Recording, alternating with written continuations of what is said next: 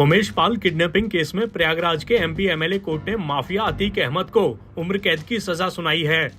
अतीक अहमद राजू पाल की हत्या के प्रमुख गवाह उमेश पाल की पिछले महीने हुई हत्या के मामले में भी आरोपी है।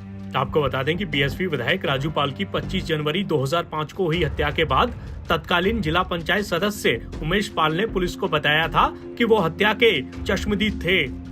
उमेश ने आरोप लगाया था कि जब उन्होंने अतीक अहमद के दबाव में पीछे हटने और झुकने से इनकार कर दिया तो 28 फरवरी 2006 को उनका अपहरण कर लिया गया था।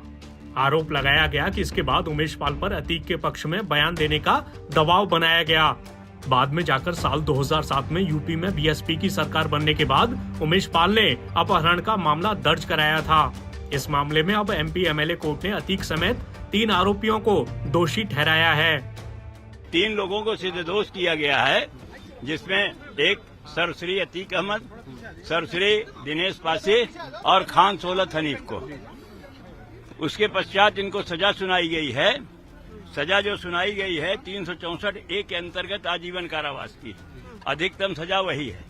और बाकी में 1 लाख रुपए का छचपूर तीनों आदमियों को देना पड़ेगा, 1 लाख रुपया। आपको बता दें कि फूलपुर से समाजवादी पार्टी के पूर्व सांसद अतीक अहमद को जून 2019 में गुजरात की साबरमती केंद्रीय जेल भेज दिया गया था। उत्तर प्रदेश में जेल में रहने के दौरान रियल एस्टेट व्यवसायी मोहित जायसवाल के अपहरण और मारपीट का आरोप लगने के बाद अतीक को साबरमती जेल भेजा गया था। अतीक अहमद उमेश पाल हत्याकांड सहित करीब 100 आपराधिक मामलों में नामजद है। हम पहले भी कह रहे थे कि मेरे बेटे को 18 साल हो गया। पहले 2 साल राजू पाल का लड़े, उनका अपहरण किया इसने। अपहरण में 3 दिन इसने कैद करके रखा अपने घर में, कार्यालय में। उसी वक्त ही मरवा डालता, लेकिन उस समय उसके साथ के कॉलेज के लड़के और सब काफ़ी चिल्लाने, इसने जिंदा छोड़ दिया। लेकिन मेरा बेटा लड़ाई लड़ता चला आया शेर की तरह। आज तक अतीक से किसी ने आंख नहीं मिलाया, चाहे जितना भी इसके नाम से केस हो, लेकिन मेरा बेटा शेर की तरह लड़ा। अपने फैसले का इंतजार करते लास्ट में उसका पूरा मामला तय हो गया था, खत्म हो गया। उसको ये उम्मीद थी कि अब मेरा फैसला फुर्सत, इसको सजा मिलेगी। तब मेरे बेटे को इसने 16-17 साल बाद मर्डर करा दिया। ये फैसला जो आज अदालत से मिली है उस पर मुझे पूर्ण विश्वास था और मिला, लेकिन ये उसका अपहरण केस का है। उसके बाद मेरे बेटे का अपहरण न सुनने दिया न देखने दिया, उसका मर्डर हो गया। तो अब मेरा यही निवेदन है कि अपहरण केस में इसको आजीवन कारावास हुआ है, लेकिन बाद में मेरे बेटे का मर्डर हुआ। मेरा बेटा कलम की लड़ाई लड़ता था, बम गोली की नहीं लड़ता था।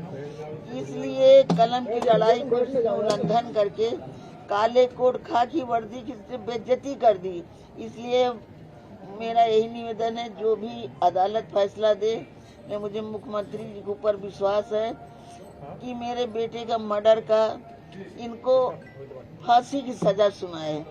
ये तो मेरे बेटे का अपहरण का केस था, लेकिन मेरे बेटे का मर्डर हो गया। साथ में 2 मेरे उनके सुरक्षा कर्मी थे। तो बताइए, जब इन्होंने काली कोट और खाकी वर्दी का इज्जत नहीं किया, उनको मार डाली, उनके वर्दी पे कीचड़ मारा, तो आगे ये हम पब्लिक को क्या छोड़ेंगे। इसलिए मेरा मुख्यमंत्री से ही विनती है कि इनको अब फांसी दिया जाए। अच्छा, अब सजा हो गई है, अब लगता है कि उमेश जी की आत्मा को शांति मिलेगी? देखिए, ये तो उसका अपहरण में लड़ रहा था शेर की तरह, लेकिन जो अब लास्ट में 3 मर्डर उसने करा दिया, जेल से कराया है, ये आजीवन कारावास है। इसमें उसको अंदर क्या सुविधाएं मिलती हैं, क्या नहीं मिलती, इसलिए वो पुराना खुखार बदमाश है, पूरा आधा डकैत है। वो नोट के बल पे आगे कुछ भी कर सकता है। इसलिए मेरा मुख्यमंत्री से यही एक निवेदन है कि मेरे बेटे जैसे हत्या उसने कराई है, साथ में 2 सुरक्षा कर्मी गए हैं, तो इसने खाकी और काले कोट की इसने लिहाड़ी बेइज्जती कर ली, तो इसको फांसी की सजा सुनाई जाए। इसलिए कि हम लड़ने योग्य नहीं है, ये फैसला मुख्यमंत्री जी के ऊपर है, अदालत के ऊपर है। सीएम साहब से क्या कहेंगे अब हम सीएम साहब से यही कह रहे हैं ना कि जैसे मेरे दरवाजे पे इस बदमाश ने अपने गुंडों को भेज करके और तीनों को संहार कराया है, मेरे बेटे और दो सुरक्षा कर्मी को, तो हम तो बार बार कह रहे हैं ना कि मेरा बेटा उस समय वर्दी पे था और सुरक्षा कर्मी भी थे, कोई वैसे नहीं थे, गाड़ी से उतर रहे थे। उस समय इसने मर्डर कराया। इसने ना कलम की इज्जत किया, ना काली कोट की किया, ना खाकी किया, इसलिए मर्डर के इसने तो दे दिया अपहरण का, लेकिन मेरे बेटे 3 मारे गए हैं। इसलिए मेरा मुख्यमंत्री जी से यही गुहार है कि इनको फांसी दिया जाए, इनको जिंदा न रखा जाए।